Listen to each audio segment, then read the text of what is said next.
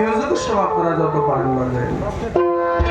ওই আমার নবীজির কুদরতের শান বাজান গো, যদি কাগজ হয় সাত আসমান, লেখা শেষ হবে না তার নামেরই ব্যাখ্যা। রেশমি আহমদ হুজুর পরানো সখা গো, রেশমি আহমদ হুজুর পরানো সখা। আল্লাহ বলেছেন কুনতু কানজান মুকফিয়ান ফাআবাতু আন উরাফা ফাকালা কুতু খালাকা। আল্লাহ বলছেন ছিলাম আমি গুপ্ত না জানে গোপন, আমার মধ্যে সৃষ্টি হলো, আমার মধ্যে ইশক হলো, তাই সৃষ্টি করলাম মুহাম্মদী নূর। লাউলামা খালাকতুল আফলা, আমি মুহাম্মদী নূর হতে সৃষ্টি করলাম সারা মখলুকা। আমার রাসূল বলছেন আউয়ালু মা খালাকাল্লাহু বিন নূরি, সর্বপ্রথম আল্লাহর নবীর নূর আল্লাহ সৃষ্টি করেছেন। সেই নবীর প্রশংসা, সেই নবীর গুণগান আমি কেন, জগতের সবাই সারা জনম যদি এই পৃথিবীর যত বৃক্ষ আছে তাহা দিয়া যদি কলম বানানো হয়, আর এই সমস্ত সমুদ্রের জল দিয়ে, নদী নালা খাল বিল যত জল আছে সকল জল দিয়ে যদি কালি বানানো হয়, তারপর আমার নবীর নামের প্রশংসা লিখে শেষ করা যাবে। আহমদ হুজুর পরানো সখা, ইসমি আহমদ হুজুর পরানো সখা রায়া। ওই আমার হুজুর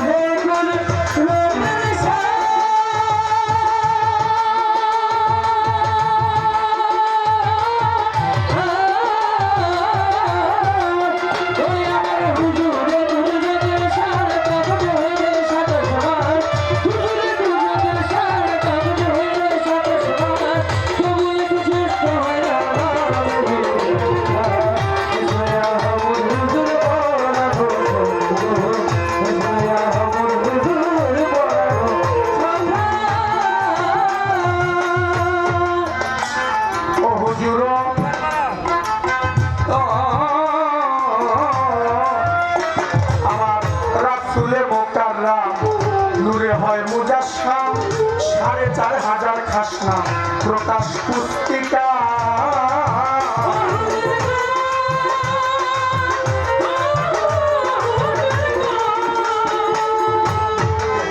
এই আমার রাসূলে মুকাররম নূরে হয় মুজাসসাম, ৪৫০০ খাসনা প্রকাশ পুস্তিকা। লেখা রয় তার ভিতরে,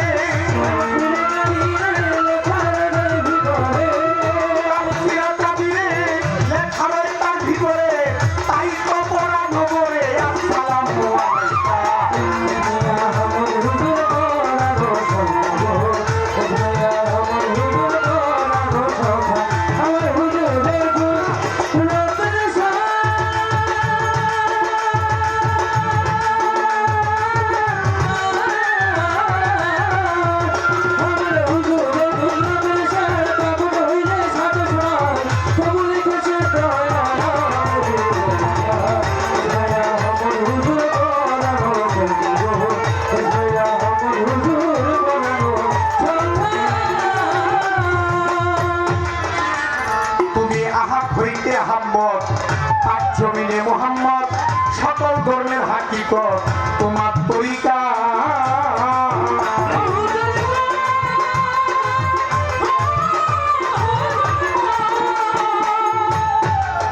দয়াল তুমি আহাদ হইতে আহম্মদ, পাক জমিনে মুহাম্মদ সকল ধর্মের হাকিকত তোমার তরিকা।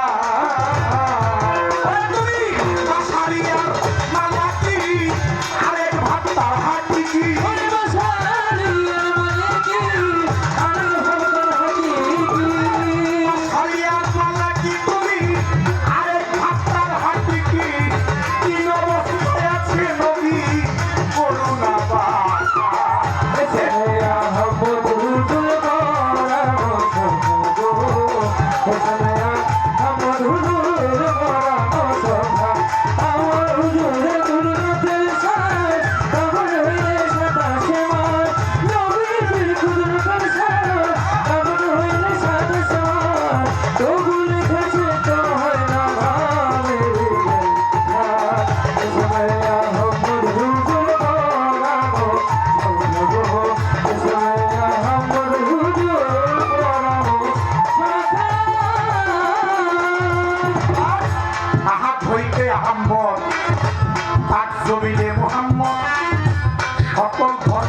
নিকট তোমার তরিকা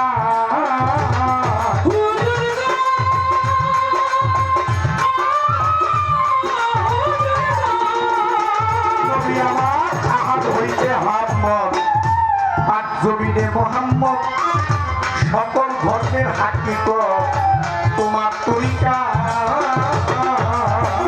ওরে তুমি বাসারিয়ার মালা কি আরে ফাত্তার হাকি কি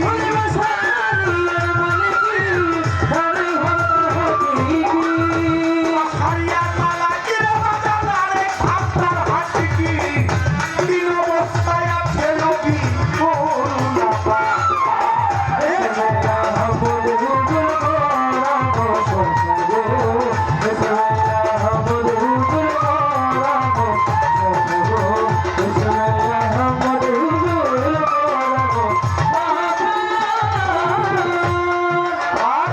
বিমের পর্দা উঠাইয়া তোমারে দেখলাম চাইয়া তুমি খুদে খুদার রহমান সব তুমি একা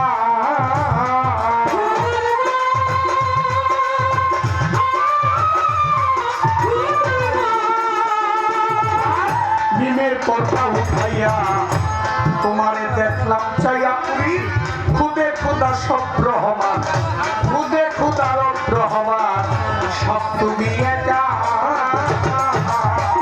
ওরে সরকার রশিদের মুনে দেখলা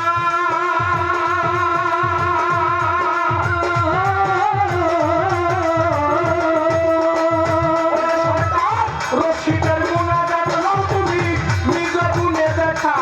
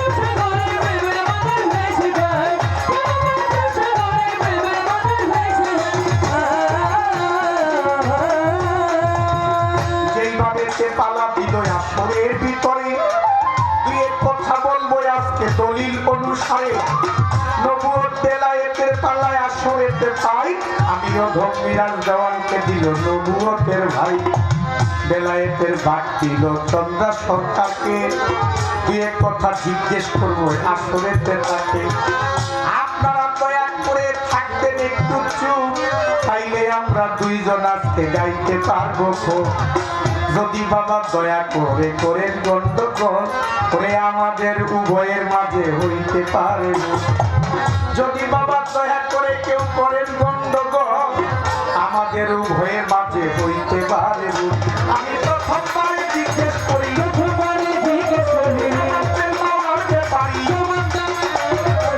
প্রথমবারে জিজ্ঞেস করি জবাব পারি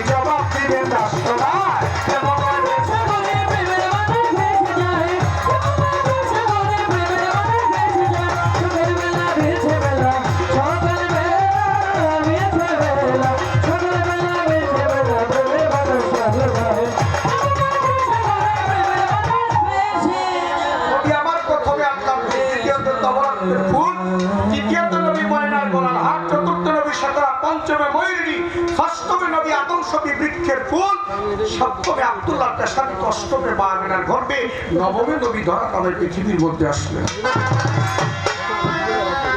সমস্ত নূরে তার নবীর নূরে সমস্ত কিছু সৃষ্টি। শুধু তাই না, আল্লাহ পাক পবিত্র কোরআন শরীফের মধ্যে সূরা আম্বিয়া তার 107 নম্বর আয়াতের মধ্যে প্রমাণ করেছে যে সমস্ত সৃষ্টির রহমত স্বরূপ আমার নবী মুহাম্মদুর রাসূলুল্লাহ সাল্লাল্লাহু আলাইহি ওয়াসাল্লাম আল্লাহ নিজে প্রেরণ করেছে। সে নবীর গুণগান, নবীর প্রশংসা। আমার দয়ার নবী আহাদ হইতে আহমদ, তার জমিনে মুহাম্মদ, সকল ধর্মের হাকিকত তাহার তরিকায়, নবী বাশারিয়াত মালাকি, আরেক বাহাত্তর হাকিকি, তিন অবস্থায় আছে নবী, করুণা বাঁকা, ইসমি আহমদ হুজুর পরানো সহ। নবী একদিন মদিনার প্রান্তরে বসা, জিব্রাইল এসে নবীকে জিজ্ঞেস করে, ইয়া রাসূলুল্লাহ, আমি আপনারে জানাই আমি পৃথিবীতে যতবার এসেছি, যত নবী রাসূলদের কাছে এসেছি, সবারই একটা হাকিকত দেখেছি, কিন্তু আপনার হাকিকতি রূপ তো দেখি নাই। আমি পৃথিবীতে সবাইকে দেখেছি, সবার হাকিকত সম্পর্কে জেনেছি, দয়ার নবী আমি আপনারে জানাই নবী, আমি আপনার যে হাকিকতি রূপটাই আমি দেখিতে পাই নাই। আপনি দয়া করে কি সেই রূপ আমায় দিবেন গো দেখাইয়া?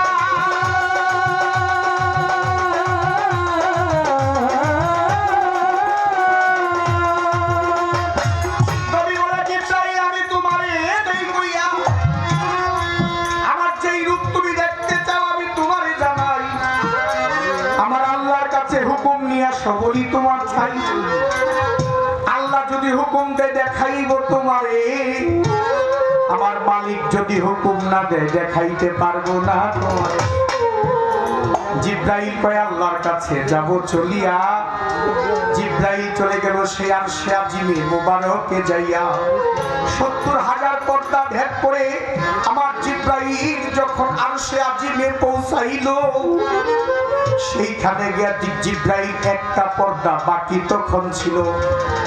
এক পর্দা বাকি থাকতে জিব্রাইল কোন কাম করিল?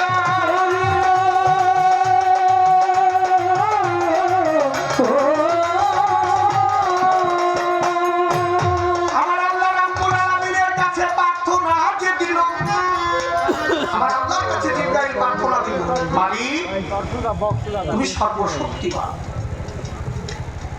তুমি রহমান, রহিম, তুমি সকল বিষয়।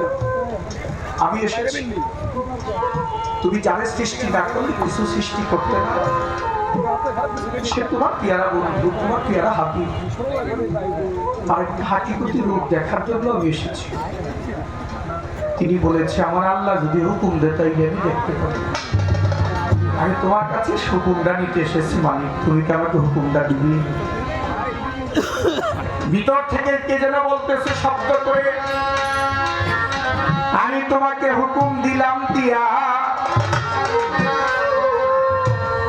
কণ্ঠের আওয়াজটা জিব্রাইলের পরিচিত মনে হইল, তাই তো দাঁড়াইলো জায়গায় যাইয়া। ভিতর থেকে কে যেন বললো তোমাকে হুকুম দিলাম। যে হুকুম দিল তারা তো জিব্রাইল দেখে নাই, কিন্তু না দেখলে কি কণ্ঠের যে আওয়াজটা, যে মদিনার প্রান্তরে আমার দয়াল নবী বসাছে, আমার নবী মুহাম্মদ রাসূলুল্লাহ সাল্লাল্লাহু আলাইহি সাল্লাম নিজেই যেমন কণ্ঠের আওয়াজ দিয়ে বলতেছে, জিব্রাইল আমি অনুমতি দিয়েছি। জিব্রাইলের অনুরাগের ভাব দিয়া, ভক্তি দিয়া, ভক্তিরতি দিয়া জিব্রাইল একটি পর্দা ভেদ করিয়াছিল। সেই পর্দা ভেদ করে জিব্রাইল আমার দয়াল নবীকে নিজেই দেখতে পাই। যেখানে জিব্রাইল অনুরাগের পর্দা ভেদ করে যে আরশে আজিমের মধ্যে, কাবে কাউসারের মধ্যে যেই মা কাবে মাহমুদা, ওইখানে যে বসা, সে আল্লাহ, যে আল্লাহর কাছে অনুমতি দেওয়ার জন্য আসছে, সেইখানে চাই দেখে মুহাম্মদ নিজেই বসে। জিব্রাইল অবাক হয়ে ভাবতেছে অন্তরে, আমার আগে কি করে আসলো দয়াল নবী আরশের উপরে? দৌড়াইয়া জিব্রাইল আবার পাখা মেলে এই জমিনে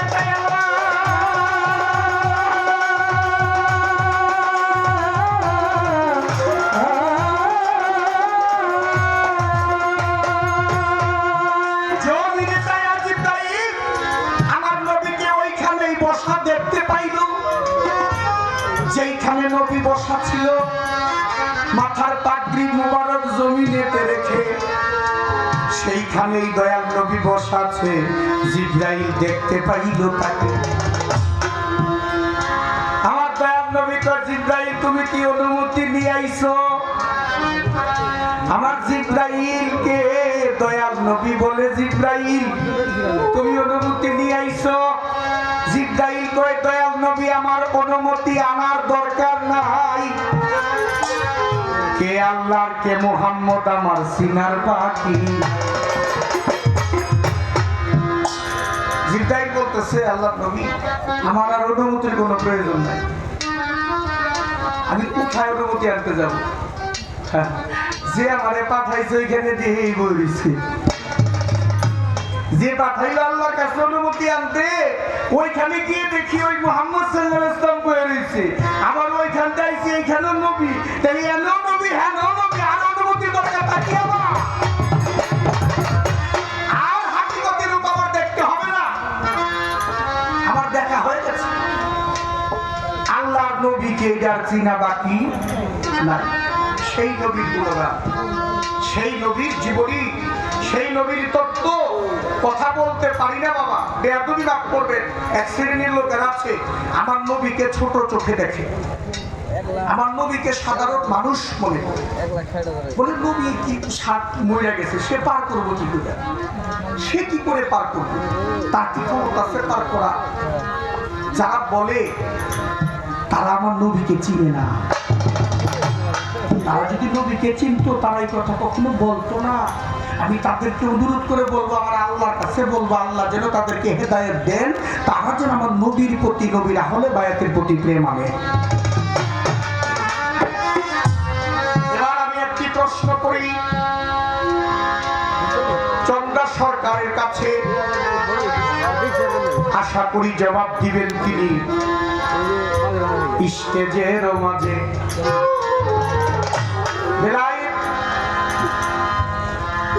বেলায়েতের বিষয় দিয়ে যত পিরলি গাউস কুতুব ধরা নামে এসেছে, যারা বেলায়েতের জগতের গুরু বাবা, তারা খুব শক্তিশালী। আল্লাহ পাক কোরআন শরীফের মধ্যে বলেছে, বিসমিল্লাহির রহমানির রহিম, আলা ইন্না আউলিয়া আল্লাহি লা খাউফুন আলাইহিম ওয়া লা হুম ইয়াহজানুন।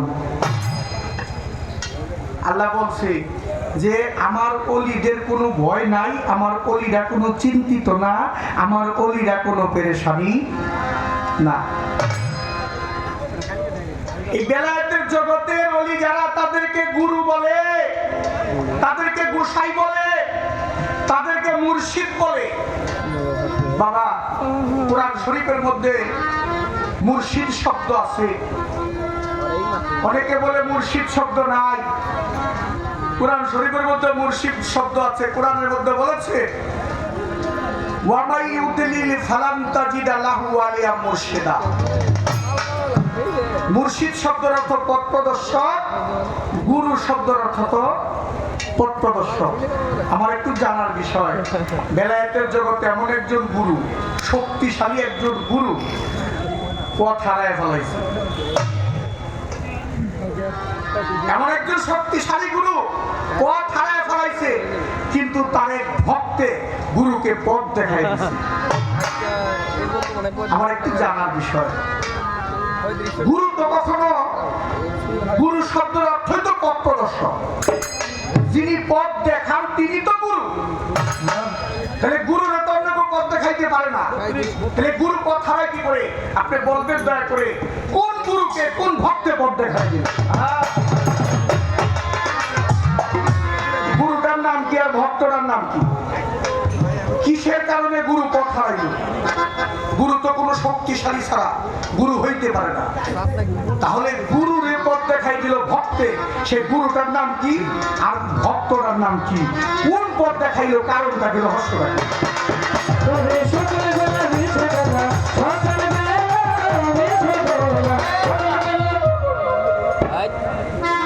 এখানে যত ভক্তবৃন্দ আছে, গুরু ভক্তবৃন্দ অনেক আছে না বাবা?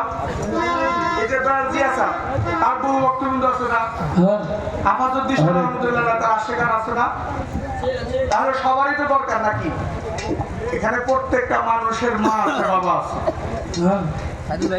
এমন একজন গুরু, তার একজন ভক্ত ছিল, সে মা বাবা ছাড়াই পৃথিবীতে জন্ম নিয়েছিল।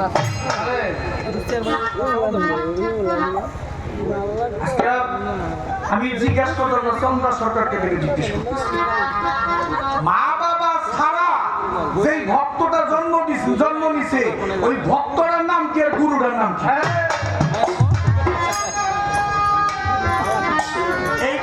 এই দুইটা বিষয়, দুইটা প্রশ্ন আমার বোনের কাছে রইল। আশা করি আমার বোনের সুন্দর করে তার নাম।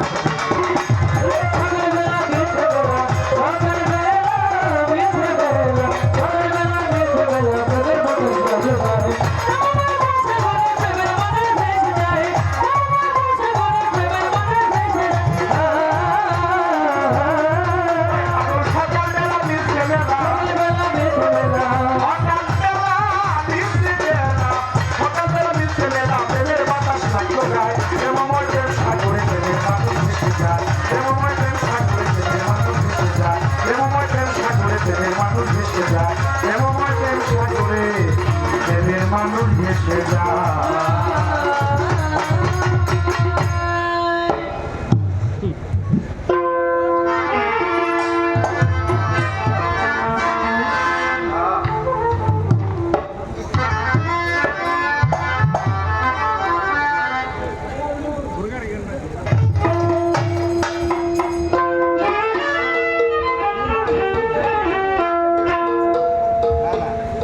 নবী না থাকিলে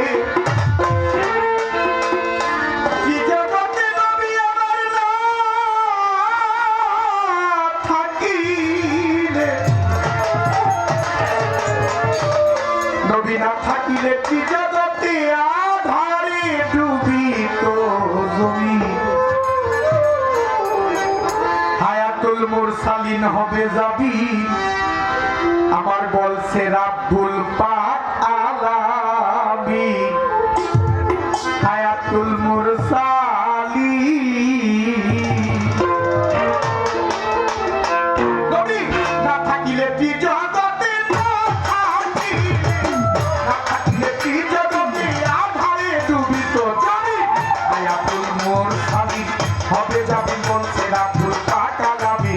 হায়াতুল মুরসালিন, হায়াতুল মুরসালিন হবে যাবে, বলছে রাব্বুল পাক আলামি। হায়াতুল মুরসালিন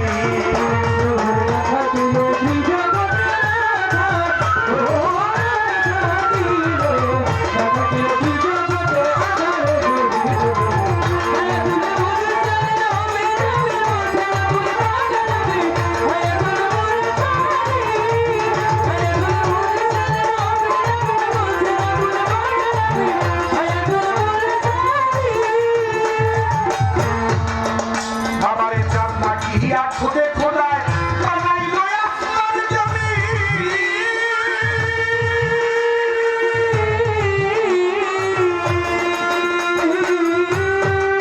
আরে পাগল চন্দ্র সূর্য থাকলে ভরে থাকবে হযরত ইয়াসিন।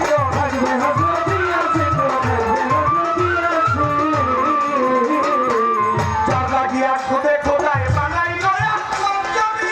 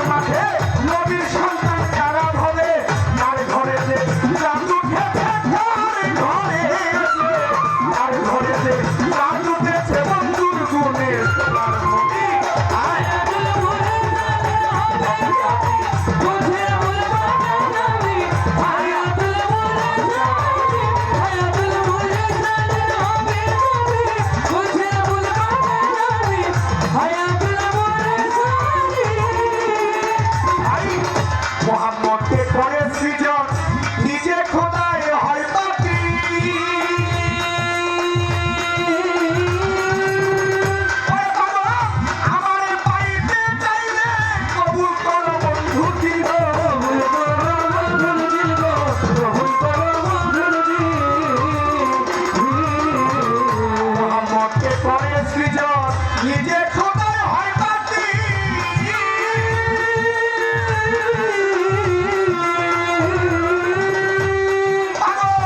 আমাকে পাইতে চাইলে কবুল করো বন্ধু দিল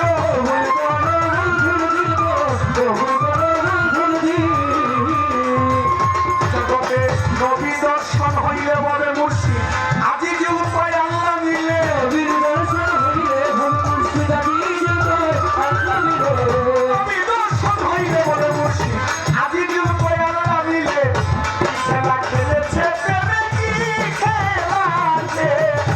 খেলা খেলেছে প্রেমে আলে মিলে আছে জানি আয়াতুল মুরসালিন হবে জানের মধ্যে আবুল বানাবি আয়াতুল মুরসালিন আয়াতুল মুরসালিন হবে জানের মধ্যে আবুল বানাবি আয়াতুল মুরসালিন ওরে নবী না থাকিলে দিনা বলে না আশিকি করি না থাকিলে দিনা বলে আধারে ডুবি তো জমি আয়াতুল মুরসালিন হবে যাবি বলছে আব্দুল ফাতালাবি আয়াতুল মুরসালিন হবে যাবি বলছে আব্দুল ফাতালাবি আয়াতুল মুরসালিন আয়াতুল মুরসালিন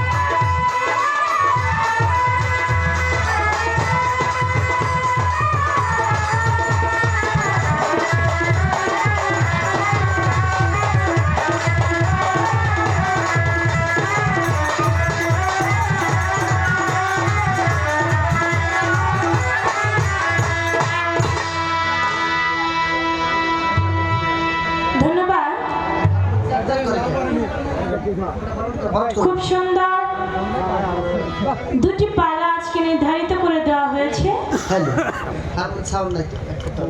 নবুয়াত এবং বেলায়েত।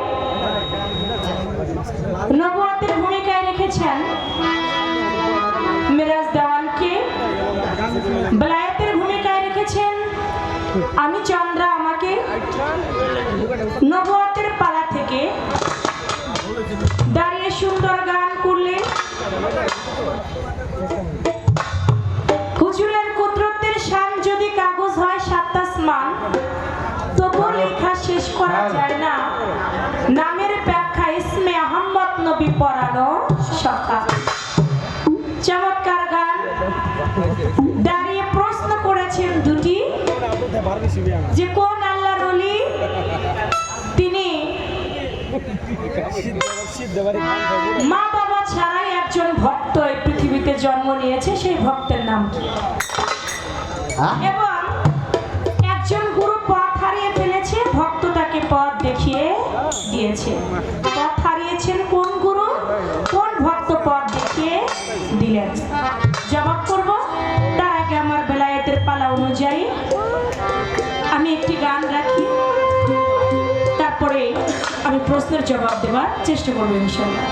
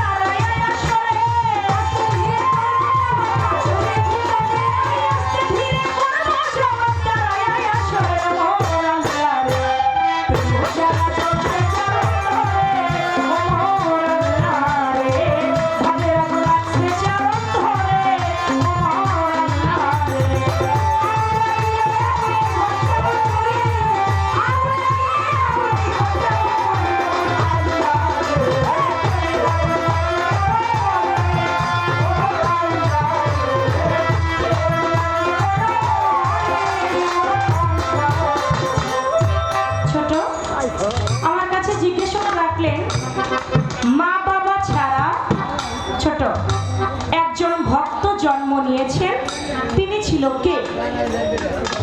তিনি ছিলেন আর কেউ নয়, পিতা মাতা ছাড়া পৃথিবীতে একজনই এসেছেন যিনি আমাদের আদি পিতা আদম আলাইহিস সালাম। শীষ নবী জন্ম নিয়েছে, সেখানেও বাবার বীজ ছিল, সেখানেও মায়ের রোজ ছিল, রোজে বীজে মিলেই কিন্তু শীষ নবীর জন্ম হয়েছিল। তাহলে শীষ নবীও কিন্তু বাবা মা ছাড়া না। ঠিক আছে। ঈসা নবী তিনি কিন্তু তার বাবা ছিল না, মায়ের মা মরিয়মের গর্ভে কিন্তু তিনি জন্ম নিয়েছেন, কিন্তু তার কিন্তু মা ছিল। কিন্তু আদম আলাইহিস সালাম তার কোনো বাবাও ছিল না, তার কোনো মাও ছিল না। তিনি আল্লাহ পাক তাকে নিঃসুরতে পুত্রতে আমার আল্লাহ পাক আদম আলাইহিস সালামকে সৃষ্টি করেছেন। তাহলে আদম আলাইহিস সালাম হলেন ভক্ত, আমার আল্লাহ হলেন গুরু। আরেকটি কথা আমার কাছে রেখেছেন, এমন একজন গুরু তিনি পথ ভুলে গেলেন, সেই পথটা আবার ভক্ত দেখিয়ে দিলেন। তিনি কি পথ ভুলে গিয়েছিলেন? তিনি আর কেউ নয়, এই যে একটা গান বললাম না, আগুন লাগিলে আগুন নিভাই কেমন করে ওমর আল্লাহ রে, গভীর নিশীথে হযরত তাপসী রাবিয়া মুখে আগুন আগুন কইয়া আগুন লইয়া যায় ছুটিয়া আমার মাওলার দরবারে ওমর আল্লাহ রে। তিনি আর কেউ নয়, তিনি ছিলেন ভক্ত, ছিলেন তাপস কুলের শিরোমণি রাবিয়া বসরি, গুরু ছিলেন হাসান বসরি রহমাতুল্লাহ আলাইহি। একদিন হাসান বসরি আর রাবিয়া বসরি তারা দুজনে একটা জঙ্গলে বসে আছে। তো জঙ্গলের মধ্যে পাখি গাছের আগায় বসা, কিন্তু যখন রাবিয়া বসরি বসছে, রাবিয়া বসরির মাথার উপর পাখি বসে, হাতের উপর পাখি বসে, কিন্তু যখন হাসান বসরি ওখানে আসে তখন পাখিগুলো ছুটে উড়ে চলে যায়। যখন চলে যায় রাবিয়াকে প্রশ্ন করে, রাবিয়া তুমি যখন এখানে বসো পাখির সঙ্গে মনে হয় তোমার সঙ্গে বন্ধুত্বের মতো সম্পর্ক, পাখির ভাষা তুমি বুঝো, তোমার ভাষা পাখি বুঝে, কত সুন্দর বন্ধুত্ব সম্পর্ক, কিন্তু আমি যখন আসি আমাকে দেখে পাখি এত ভয় পায় কেন? তখন বলে, দয়াল হাসান বসরি, আপনি যে পাখিকে হরণ করেন এর জন্য পাখি আপনাকে ভয় পায়, আপনি পাখি শিকার করেন এর জন্য পাখি আপনাকে ভয় পায়, আপনি পাখির গোশত খাওয়া যেদিন থেকে বন্ধ করবেন সেদিন থেকে পাখিও আপনার কাছে আসবে। তখন কি বললো? পাখির সেদিন থেকে হাসান বসরি আর একটাও পাখি শিকার করলো না, আর পাখির গোশত তিনি খাইলো না। এই পথটাকে দেখাইলো রাবিয়া বসরি, নিজেই পথটা দেখাইলো যে পাখির গোশত খাইলে পাখি ভয় পায়, পাখি কখনো আপনার কাছে আর আসবে না। এটা আধ্যাত্মিক একটা বিষয়। শুধু তাই না, সেখানে আরো বড় ঘটনা আমি ছোট করে বললাম। রাবিয়া বসরিকে বলেছিল হাসান বসরি, রাবিয়া তোমার কত বয়স হয়ে গেল, তুমি বিয়ে করবে না? বলে, বিয়ে করে কি হবে? বলে, না তারপরেও আল্লাহর হুকুম, তুমি কি বিয়ে করবে না? বলে, না আমার বিয়ে করবার ইচ্ছা নাই। বলে, আমি হাসান বসরি যদি তোমাকে বিয়ে করি? বলে, আপনি আমার গুরু, আপনি আমাকে বিয়ে করবেন, এটা কেমন হয়? ঠিক আছে, আগে যদি আপনি আমার একটা প্রশ্নের উত্তর দিতে পারেন তাহলে আপনার সঙ্গে আমি বিয়ে করব। বলে, কি প্রশ্ন? বলে, আপনি নারী নাকি পুরুষ? কয়, তুমি এটা কেমন কথা বললা, আমি নারী নাকি পুরুষ এটা তুমি বুঝো না? বলে, বুঝি, তারপর আমার প্রশ্ন আপনি নারী নাকি পুরুষ? আবার যখন প্রশ্নটা করছে হাসান বসরির মাথার মধ্যে গিয়ে লাগছে, এটা কোনো সহজ জবাব হইতে পারে না। হাসান বসরি বলে, আমি তোমাকে এক সপ্তাহ পরে জবাব দেব। চলে গেছে হাসান বসরি। এক সপ্তাহের মধ্যে হাসান বসরি ধরাধামের মায়া ত্যাগ করে আপন দেশে চলে গেছে। তাকে নিয়ে কবরের মধ্যে রাখবে, সমস্ত মানুষ জানাজা করে কবরের মধ্যে রাখবে। এদিকে রাবিয়া বসরি ছুটে গিয়েছে, তোমরা হাসান বসরিকে কবর দাও। কেন দাও? তার কাছে তো আমার একটা প্রশ্ন আছে, আমার প্রশ্নের জবাব না দিয়ে সে তো চলে যেতে পারে না, তাকে কবর দিতে জবাব দিবে, তারপরে তাকে কবরে রাখবে, তার আগে রাখবে না। আর তিনি তো বাসি ছোট, বলে তিনি তো মারা গিয়েছে। বলে না, কিসের তিনি মারা গিয়েছে, আমার প্রশ্নের জবাব তাকে দিতেই হবে। বলে হাসান বসরি, তোমার কাছে না আমার প্রশ্ন ছিল, তুমি নারী নাকি পুরুষ, তুমি না আমাকে বিয়ে করবে বলেছিলে, কই তুমি আমার জবাব না দিয়ে তুমি কেন চলে গেলে? চলে যেতে পারো না, তোমাকে ততক্ষণ মাটি মঞ্জিল দিতে দেব না যতক্ষণ আমার প্রশ্নের জবাব না দেব। কবরে থেকে হাসান বসরি রাবিয়া বসরিকে বলে, রাবিয়া, দুনিয়ার মধ্যে যতদিন ছিলাম ততদিন নিজেকে অনেক পুরুষ পুরুষ একটা পুরুষত্ব ভেবেছিলাম, কিন্তু আমি যখন কবরে আসলাম তখন আমার মনে হলো আমার থেকে নারী বোধহয় পৃথিবীতে আর হইতে পারে না। যতই বড়াই বুজুর্গি করি না কেন, দুনিয়ার বুকে যতই পুরুষত্ব দেখাই না কেন, আসলে আমি পুরুষ না রাবিয়া, আমিও নারী। বলে তুমিও নারী আমিও নারী, তাহলে তুমি বিয়ে করবে কি করে? বলে না রাবিয়া, আমার ভুল হয়েছে, তুমি আমাকে পথটা দেখাইলে, আসলে গুরু ভক্ত কখনো বিয়ে করতে পারে না।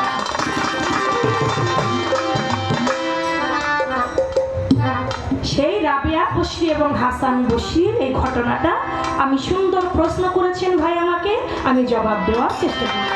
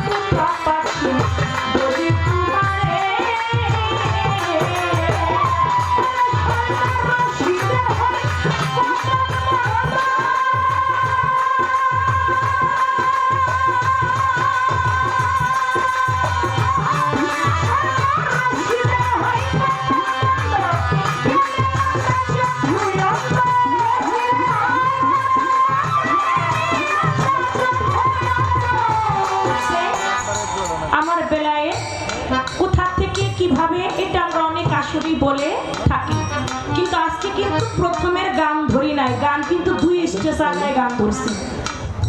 প্রথমের গান না, গানটা একটু উঠে গিয়ে রাখলাম, কারণ আমরা সবাই এই বেলায়েত নবুয়াত পালা, এখন বর্তমানে দুইটা পালা বেশি হয়, একটা নবুয়াত বেলায়েত পালা আর একটা গুরু শিষ্য বা গুরু ভক্তের পালা। এই দুটি পালা সব থেকে বেশি হয়ে থাকে। আপনারাও এই নবুয়াত বেলায়েত পালা গান শুনতে শুনতে আপনারা নিজেরাও পালা হয়ে গেছেন। আমরা কি বলবো বলার আগে আপনাদের মুখস্থ আছে যে চন্দ্র সরকার এটা বলতে পারে। মিরাজ দেওয়ান একটা কথা ধরলে আপনারা পুরো কথাটাই বলতে পারবেন। মিরাজ দেওয়ান এই কথাটা বলতে চাচ্ছে, আমার বেলায়েত আমার আল্লাহ হতে দয়াল নবী হুজুর পাক সাল্লাল্লাহু আলাইহি সাল্লাম, আমার দয়াল নবী হতে হযরত আলী করিমুল্লাহ ওজহকে 18 জিলহজ গাদিরা খুম নামক স্থানে থেকে মাওলা ইয়াদ দান করেছে। আজ থেকে আমি যার মাওলা, আমার আলীও তার মাওলা। আমি যদি জ্ঞানের শহর হই, আমার আলী হয় তার দরজা। কেউ যদি আমাকে প্রবেশ করতে চায়, সে যেন আমার আলীর দরজা দিয়ে আমাকে প্রবেশ করে। তাহলে মাওলা আলীর দরজা পাইতে গেলে আমার দয়াল নবী বলেছে, আমার পর্যন্তই আমার নবুয়তের যুগ শেষ, আর নবুয়তের পরে থাকবে বেলায়েতের যুগ। বেলায়েতের যুগে থাকবে পীর কামেল ওলি আউলিয়া, যারা অলির হাতে হাত রাখবে তারা আমার হযরত আলীর হাত পাবে, আর যারা হযরত আলীর হাত পাইলো তারা নবীর হাত পাইলো, আর যারা রাসূলের হাত পাইলো তারা আমার আল্লাহর হাত। এ পর্যন্ত আমি বলা পড়া রাখলাম। এবার আমার ভাইয়ের কাছে প্রশ্ন, তিনি একটা কথা বললেন, আমরা সবাই লক্ষ্য করে কথাটি শুনেছি।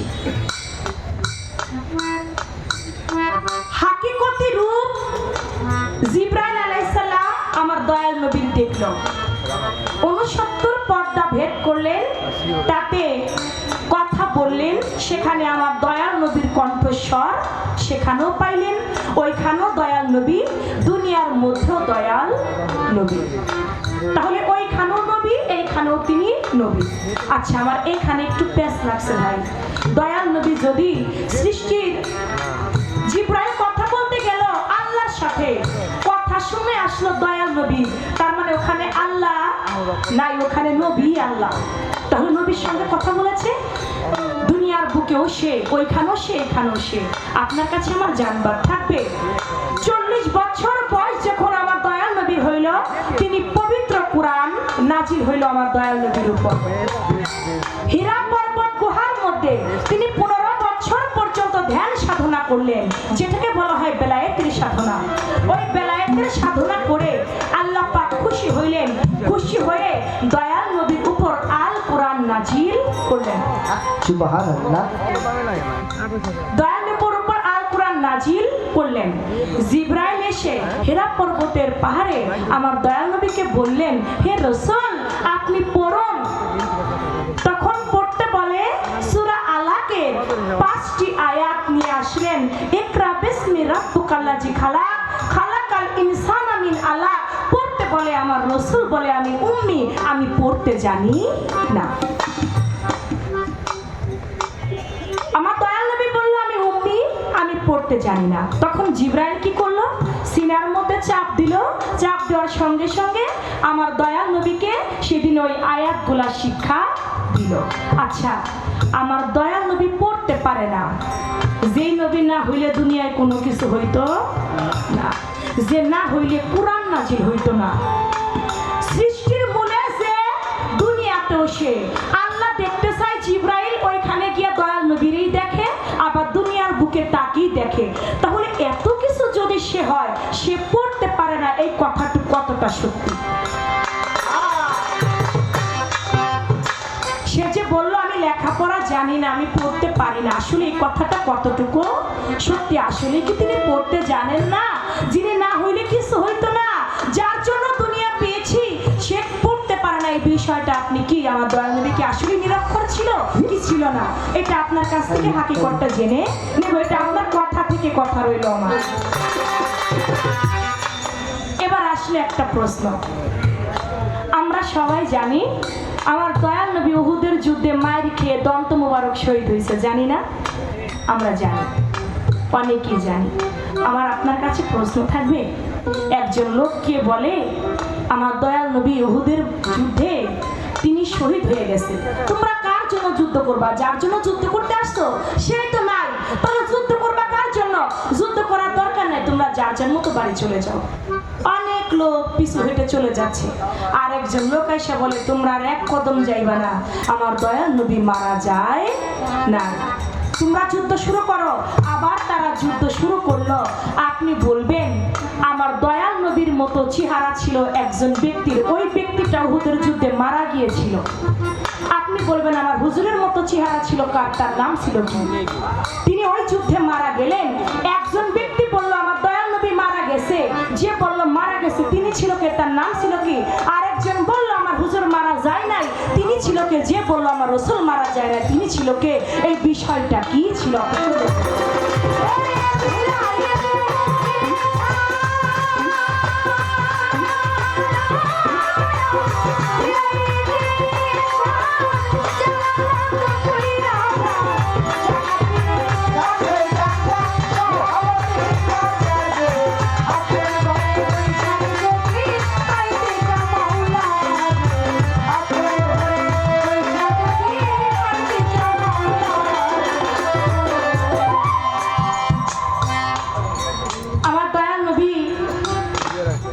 এই যে উহুদের যুদ্ধে তার যে দন্ত শহীদ হয়ে গেল, তিনি অনেকেই আমার হুজুর পাক সাল্লাল্লাহু আলাইহি সাল্লাম কোন যুদ্ধে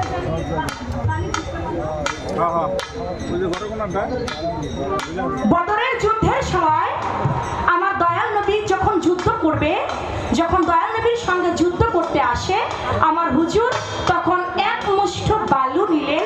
বালু নিয়ে কাফের বেদিনদের চোখে মুখে ফিকে মারলেন, তারা কিছুই দেখতে পাইল না। সেই যুদ্ধে আমার দয়াল নবী জয়লাভ করলেন। আচ্ছা, এখানে একটা পয়েন্ট আমার থেকে যায়, তাহলে হুজুরে পাক সাল্লাল্লাহু আলাইহি সাল্লাম উহুদের যুদ্ধের সময় তিনি তো পারত এক মুষ্ঠ বালি হাতের মধ্যে নিয়ে ফুঁক দিয়ে কাফের বেদিনদের চোখে মুখে মারতে, তাহলে তো আর নবীর দন্ত শহীদ হইতো না। তিনি বদরের যুদ্ধের সময় মারলেন, ওই সময় মারলেন না কেন? কেন তার উহুদের যুদ্ধে তিনি মার খাইলেন? কেন তার দন্ত মোবারক শহীদ হইলেন? কিছু হাকিকতি বিষয় আজকে আপনি সুন্দরভাবে তুলে ধরবেন। এই দুইটা কথা আপনার